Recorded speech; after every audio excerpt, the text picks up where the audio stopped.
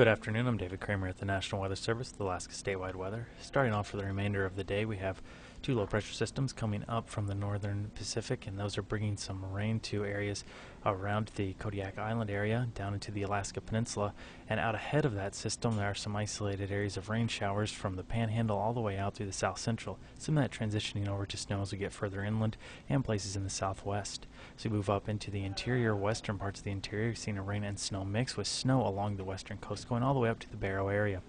Way out on the eastern part of the Arctic coastline, we do have some isolated flurries out there as well. And then down in the Bering Sea with the northerly flow coming in, some isolated snow showers out near the Pribilof Islands and in the western Aleutians, but a little bit warmer in the central and eastern Aleutian Islands with a mix of rain and snow expected there. Moving into tonight, that frontal system will have pushed inland, and we are going to see some rain behind that extending into the Alaska Peninsula and Kodiak Island, and rain and snow mix for Kenai Peninsula, becoming more snow as we get closer to the Copper River Basin, but all rain as we get down into the Panhandle. As we move out to the west, all of the southwest, going to see a rain and snow mix, becoming more snow as we get into the YK Delta, especially in the Yukon Delta, with some areas of blowing snow associated with that as well. And then some areas of snow extending up into the Brooks Range and other places along the west coast, areas of fog along the Arctic coast. Down in the Bering Sea with the northerly flow, isolated areas of snow showers expected. Then into Saturday, that northerly flow going to continue for the Bering and Aleutian Islands, giving some more isolated snow showers there. And then our main frontal system pushing even further inland